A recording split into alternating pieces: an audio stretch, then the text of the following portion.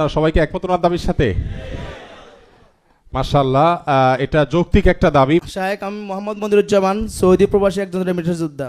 আমরা যখন প্রবাসে যাই তখন আমাদের টাকার প্রয়োজন হয়, আমাদের লোন নিতে হয়, এবং কি প্রবাস থেকে আসার পরেও আমাদের অনেক সময় টাকার প্রয়োজন হয়। ওই সময় আমরা দেখা গেছে যে প্রবাসী ব্যাংকের দ্বারস্থ হয়। প্রবাসী ব্যাংক আমাদেরকে সামান্য টাকা লোন দেয়, তার বিনিময়ে ওনারা সুদ নিয়ে নেয়। আপনার মাধ্যমে আমরা সরকারের কাছে অনুরোধ জানাবো যে আমাদের জন্য এই সুদটা যেন না নেই আমাদের থেকে, কারণ আমরা এখানে হারামের মধ্যে জড়ে যেতেছি, এবং কি আমাদের লোনগুলো পরিশোধ করতে একটু কষ্ট হয়। তো আপনার মাধ্যমে যেন সরকারের কাছে আমরা অনুরোধ যেন এটা যেন আমাদের থেকে না নেই। মাশাআল্লাহ। বাকি ভাই আপনারা সবাইকে একমত ওনার দাবির সাথে? মাশাআল্লাহ, এটা যৌক্তিক একটা দাবি। ভাইয়ের কি নাম যেন? মনিরুজ্জামান। কোন জেলা থেকে আসছেন আপনি? ফেনী জেলা থেকে এসেছেন, আর সৌদি আরবে প্রবাসে আছেন। মাশাআল্লাহ, মনিরুজ্জামান ভাই যে দাবি করেছেন সে দাবিটা খুবই যৌক্তিক। আমার মনে হয় যে আপনারা সবাই একমত। তার দাবির খোলাসা হলো তিনি বলতে চেয়েছেন প্রবাসী কল্যাণ ব্যাংক থেকে প্রবাসীদের কল্যাণে অনেক কাজ করা হয়। এর মধ্যে একটা হচ্ছে প্রবাসীদেরকে লোন দেওয়া হয়। অনেক প্রবাসী প্রবাস থেকে আসার পর তাদের দেখা যায় যে লোন নেওয়ার দরকার হয়।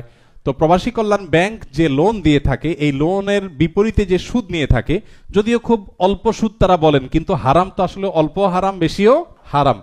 আর দ্বিতীয় কথা হলো যে প্রবাসী একজন রেমিটেন্স যোদ্ধা যিনি দেশের অর্থনীতির চাকাকে সচল করবার জন্য এত পরিশ্রম করলেন, এত অবদান রাখলেন, সেই লোকটার অন্তত লোন নেওয়ার ক্ষেত্রে সরকার সে বিপদে পড়লে লোন নিলে সরকারের এই প্রবাসী কল্যাণ মন্ত্রণালয় থেকে পরিচালিত প্রবাসী কল্যাণ ব্যাংক থেকে যেটুকু সুদ আছে এটা মওকুফ করে সুদমুক্ত লোন যদি দেওয়া হয় তাহলে প্রবাসীদের সুবিধা হয়। এটাই তো আপনাদের দাবি।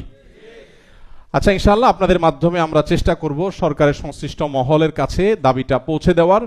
আমি গণমাধ্যম কর্মী মিডিয়ার ভাইদের কাছে অনুরোধ করব যে এই দাবিটা যেন তারা পৌঁছে দেয়। আজকের এই রেমিটেন্স যোদ্ধাদের গাইডলাইন কর্মশালা থেকে আমাদের সবাই আপনারা একমত না? মনিরুজ্জামান ভাইয়ের দাবির সাথে সবাই একমত। আপনাদের দাবি আমি প্রতিশ্রুতি দিচ্ছি, আমি তো আর সিদ্ধান্ত নেওয়ার মালিক না, সিদ্ধান্ত তো আসলে সরকার নেবে। আমি সরকারের সংশ্লিষ্ট কর্তৃপক্ষের কাছে ইনশাআল্লাহ পৌঁছে দিব আপনাদের দাবি।